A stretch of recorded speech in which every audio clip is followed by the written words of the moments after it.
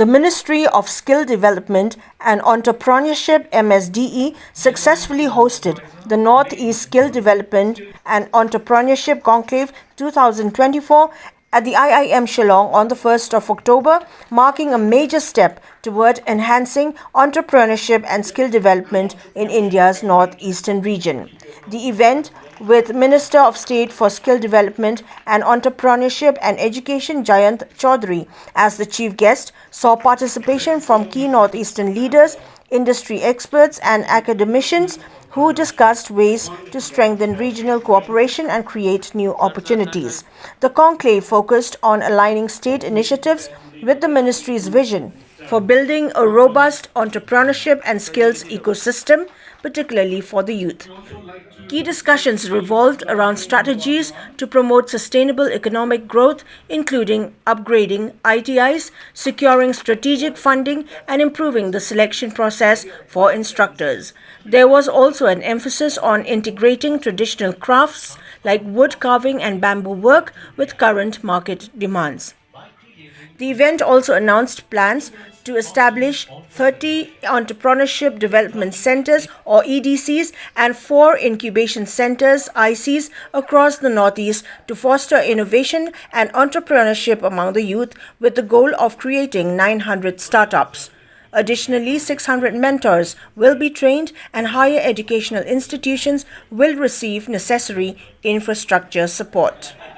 Since 2015, the MSDE has made significant strides in promoting skill development in the northeastern region, with over 1.34 million candidates trained under the Pradhan Mantri Kaushal Vikas Yojana or the PMKVY and other initiatives designed to boost economic growth in the area. In his address, Jayant Chaudhary pointed to the resurgence of northeastern states as significant contributors to India's growth, crediting improved connectivity and a better educated workforce for driving double-digit growth in the region. He underscored the importance of this growth in reaching India's target of becoming a $5 trillion economy. Charge as central minister. I also realized when conversing with the state machinery that every state has its own model. Some states IT has under labor ministry. Some states don't have a specific skill ministry. Some states IT has under industry ministry.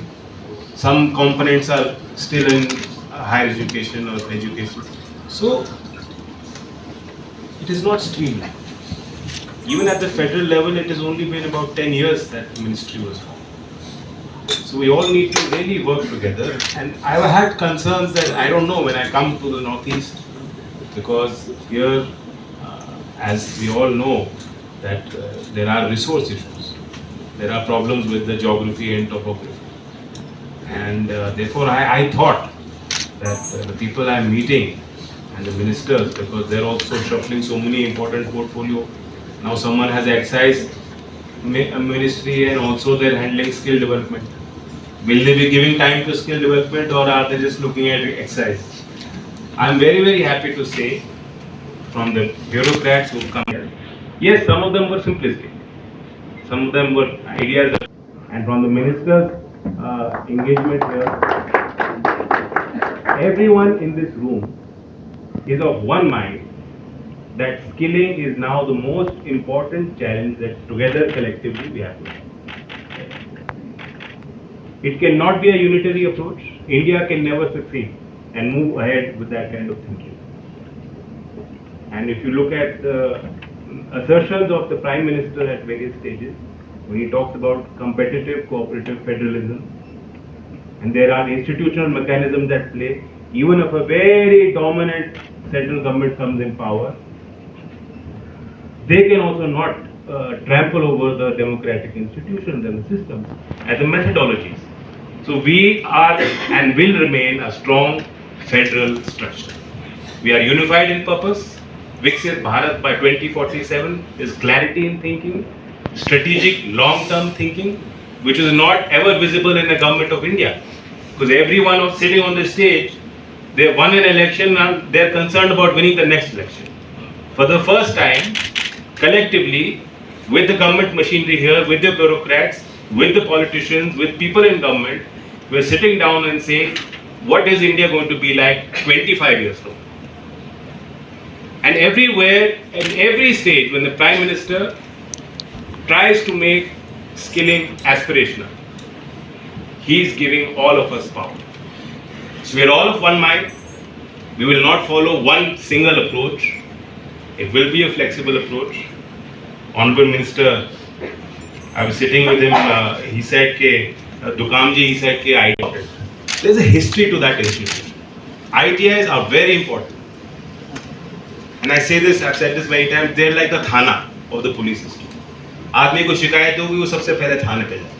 अगर थाना जर्जर है, टूटा फूटा है, भ्रष्ट लोग बैठे हैं थाने पे सेवाएं जनता को नहीं मिल रही, आदमी कहेगा अरे ये पूरा सिस्टम बेकार है. Similarly, on the skilling side in our ecosystem, that is one most important grassroots initiative that we have undertaken, and it has a long history. Yes, some of them are old, but now we have a mandate. The budget gave us a mandate. It said 1,000 ITIs. I don't remember any budget in our country even spoke about ITIs in the budget speech. So 1,000 ITIs are to be upgraded. And we're looking at the feedstock for the ITIs. We're looking at where are the instructors going to come from. So you can't just do ITIs. You have to do NSTS. So it's a combined approach.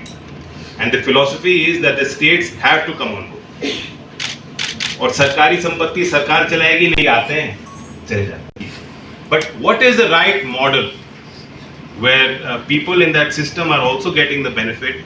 Private ecosystem is also coming on board. They're giving us their ideas, their expertise, their investments are coming on board, and we are getting the best of both worlds. So केंद्रीय विद्यालय से आप जमीन आप देंगे, ये हमारा know how है, वो भी एक मॉडल है. जमीन हैंड ओवर हो जाए सरकार को, बिल्डिंग बनाएगी सरकार, सपोर्ट देगी सरकार.